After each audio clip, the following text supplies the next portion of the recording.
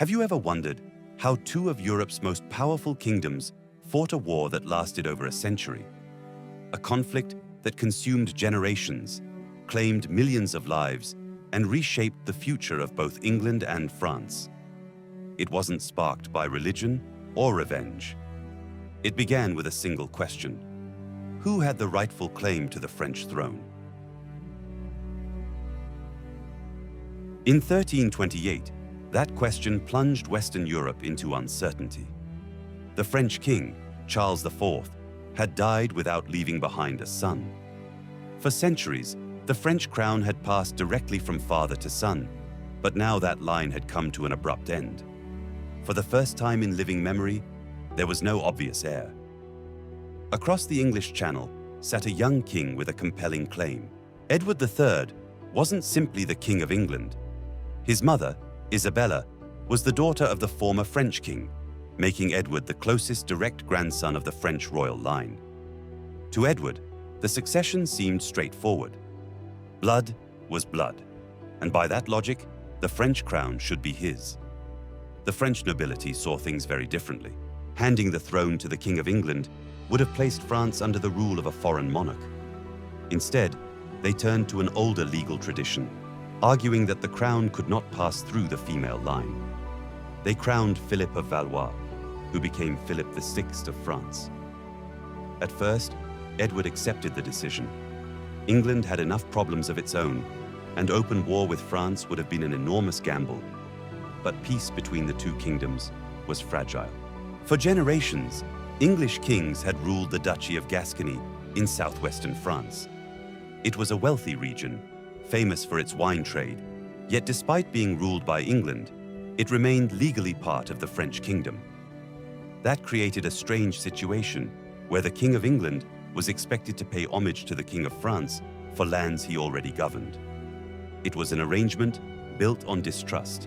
As tensions grew, Philip VI accused Edward of failing in his duties as a vassal. Then, in 1337, Philip made his move. He confiscated Gascony. To Edward, this wasn't simply the loss of valuable territory. It was a direct challenge to his authority, and, in his eyes, proof that Philip had no legitimate right to the French throne in the first place. Diplomacy had failed. If Edward wanted his lands back, or his crown, he would have to fight for them. What followed wasn't a quick invasion, but years of careful preparation. Edward strengthened alliances across Europe, secured funding from Parliament, expanded his fleet, and assembled an army unlike any England had fielded before. He understood that invading France meant more than winning a single battle.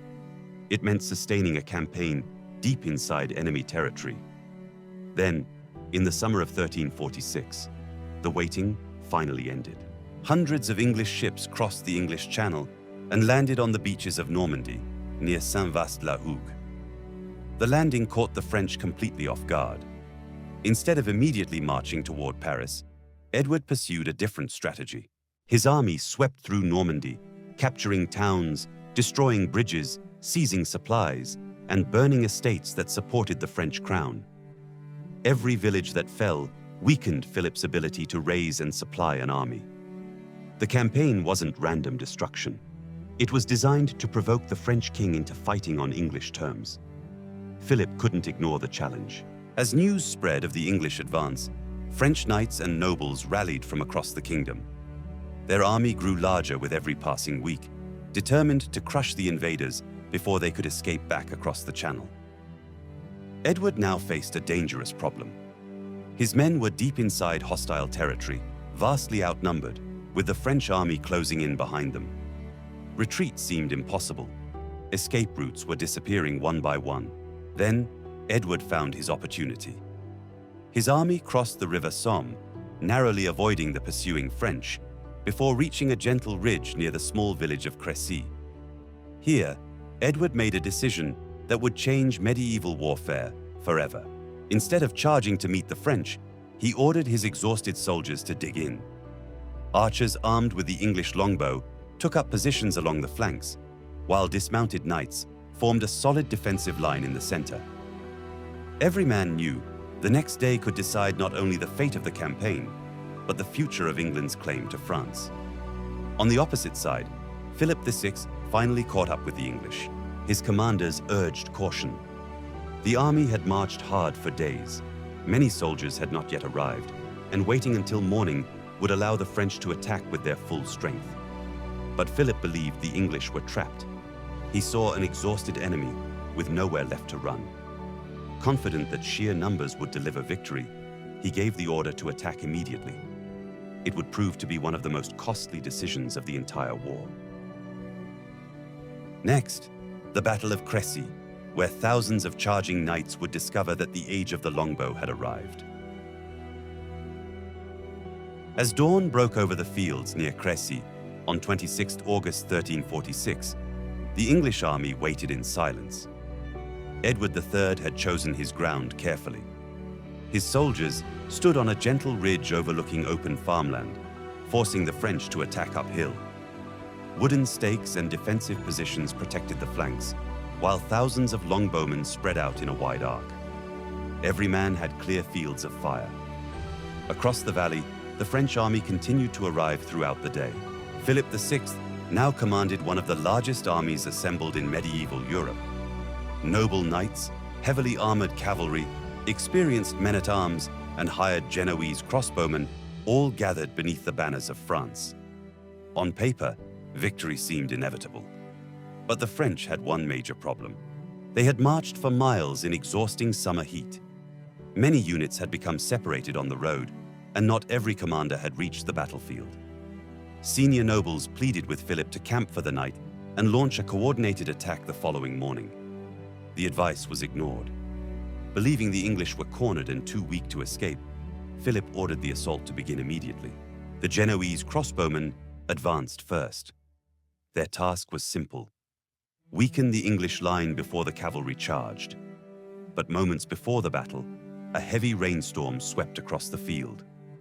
While English archers had kept their bowstrings dry beneath their clothing, the crossbowmen's strings had become soaked.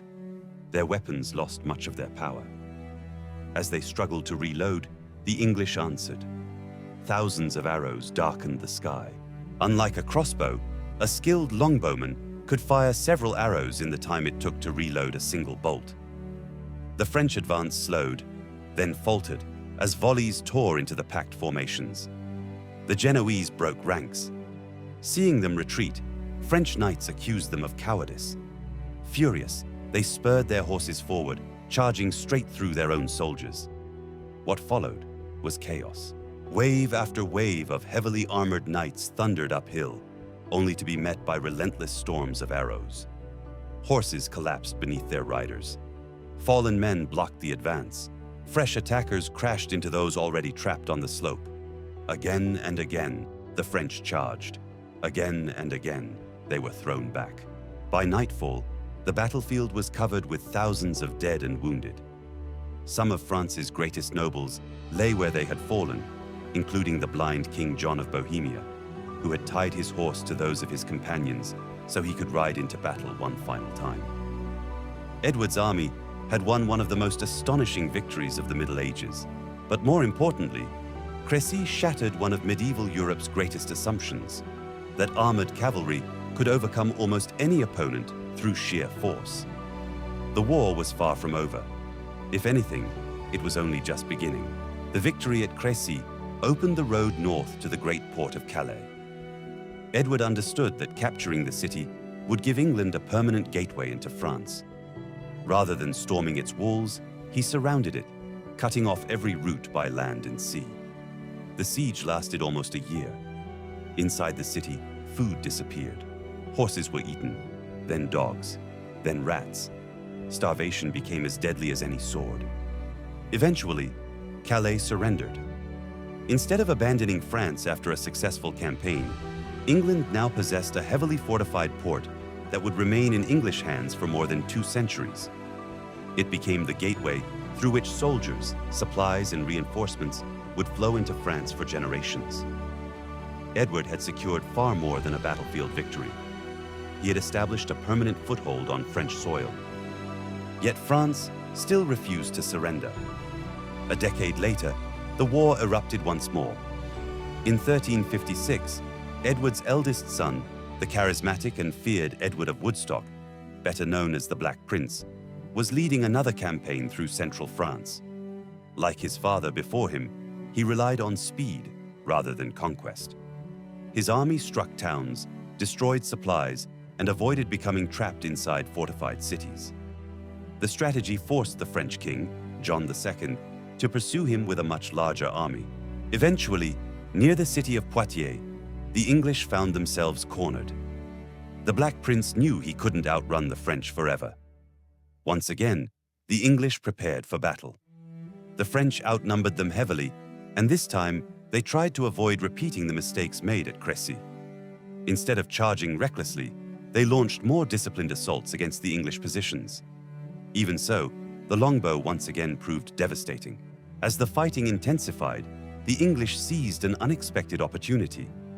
The Black Prince ordered a sudden cavalry attack against the exposed French flank. Already under pressure, the French line collapsed. Then, the impossible happened. King John II of France was captured alive. For medieval Europe, this was almost unthinkable. Capturing an ordinary noble was valuable. Capturing the King of France himself was extraordinary. John was taken back to England as a prisoner. France now faced an unprecedented crisis. Its king was gone. Its treasury was drained. Much of the nobility had been killed or captured, and the kingdom descended into political turmoil. From London's perspective, victory seemed inevitable.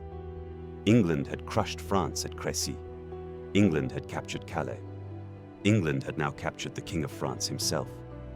Surely the war could not continue much longer. But history rarely follows the path anyone expects.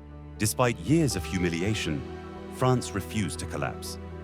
New leaders emerged, armies were rebuilt, and the struggle entered a quieter but no less dangerous phase. Then, decades later, another English king would revive the dream of conquering France. His name was Henry V, and his campaign would produce the most famous battle of the entire 100 Years' War. By the early 15th century, England appeared closer than ever to winning the war. A new king sat on the English throne, Henry V. Unlike many medieval rulers, Henry was both an experienced soldier and a disciplined commander. He believed the French crown still belonged to England, and in 1415 he launched a fresh invasion across the Channel. His army landed in Normandy and captured the port of Harfleur. But the campaign quickly turned dangerous. Disease spread through the English camp, supplies ran low, and Henry decided to march his weakened army toward the safety of Calais. The French saw their chance. A much larger French force moved to block the English near the village of Agincourt. On paper, the battle should have been a disaster for Henry. His men were exhausted, outnumbered, and trapped between enemy forces. Then the rain came. The narrow field between the two armies turned into deep mud. When the French advance began, heavily armored knights struggled through the thick ground, while English longbowmen poured arrows into the packed formations. Men fell, horses crashed into one another, and the attack became a deadly bottleneck. By the end of the day, thousands of French nobles lay dead. Agincourt became one of the most famous victories in English history, and this time, the consequences were even greater. Civil war was already tearing France apart. Rival factions of nobles were fighting each other almost as fiercely as they fought the English. Henry exploited the chaos brilliantly. In 1420, the French king Charles VI signed the Treaty of Troyes. The treaty was astonishing. Henry V was recognized as heir to the French throne and married the French king's daughter, Catherine of Valois. If events had followed the treaty's terms, the crowns of England and France would eventually have been united under one ruler. For the first time in the war, English victory seemed not just possible, but inevitable. Then everything changed. In 1422, Henry V died unexpectedly at the age of 35. Only weeks later, Charles VI of France also died. According to the treaty, the new king of both England and France should have been Henry's infant son, Henry II. But many French nobles rejected the agreement and instead supported another claimant, Charles, the Dauphin of France. The war entered its darkest phase. English armies controlled much of northern France, including Paris. The Dauphin's supporters were isolated in the south, and by 1428, the key city of Orléans was under siege. If Orléans fell, many believed the French cause would die with it. That was when a 17-year-old peasant girl arrived at the Dauphin's court. Her name was Joan of Arc. Joan claimed that God had sent her to save France and lead Charles to his rightful coronation. To modern ears, it sounds extraordinary. But France was desperate, and desperate kingdoms often listen to unlikely voices. After questioning her for weeks, Charles took a gamble. Joan was given armor, a banner, and a place with the army marching to relieve Orléans. When she arrived at the besieged city, something remarkable happened. French soldiers who had been demoralized for months suddenly believed victory was possible. Joan rode among them carrying her white banner, urging them forward during repeated assaults on the English fortifications. Within days, the siege was broken. For the first time in years, the French were advancing instead of retreating. Joan pushed for an even bolder goal. She wanted Charles crowned at Reims, the traditional city of French coronations. The journey cut through territory that was far from secure, but town after town opened its gates to the advancing French army. In July 1429, Charles was crowned King Charles VII. The ceremony mattered far beyond symbolism. It transformed him from a disputed claimant into a consecrated king in the eyes of many French people. Joan had changed the momentum of the entire war, but her own story would end tragically. In 1430, she was captured by Burgundian forces, allied with England, and sold to the English. She was put on trial for heresy in the city of Rouen. The verdict had been decided long before the trial began. In 1431, Joan of Arc was burned at the stake. The English hoped her death would destroy French resistance. Instead, it achieved the opposite. Joan became a martyr, and the French kingdom continued the struggle with renewed determination. Over the next 2 decades, Charles VII rebuilt France's military. Permanent artillery units were created, armies became more professional, and one by one, the English strongholds began to fall. The final blow came in 1453 at the Battle of Castillon. English forces attempted to break a French siege, but this time, it was French artillery that dominated the battlefield. Cannon fire shattered the English attack, and their commander, John Talbot, was killed. Castillon effectively ended the 100 Years' War. After more than a century of fighting, England had lost almost all of its territory in France. Only the port of Calais remained in English hands. The war that began as a dispute over a crown had transformed both kingdoms. France emerged more united and increasingly centralized under its king. England turned its attention away from continental conquest and toward struggles at home. Medieval warfare itself had changed. Longbows, gunpowder, and professional armies had begun to replace the old dominance of mounted knights. Millions had lived and died without ever seeing peace. Yet the greatest irony of the 100 Years' War is this: neither side fought for 100 years continuously. Generations were born, grew old, and passed away while the conflict rose and fell around them. What started in 1337 as one king's claim to another king's throne became one of the longest and most consequential wars in European history. And when the fighting finally ended in 1453, the world that emerged was no longer truly medieval.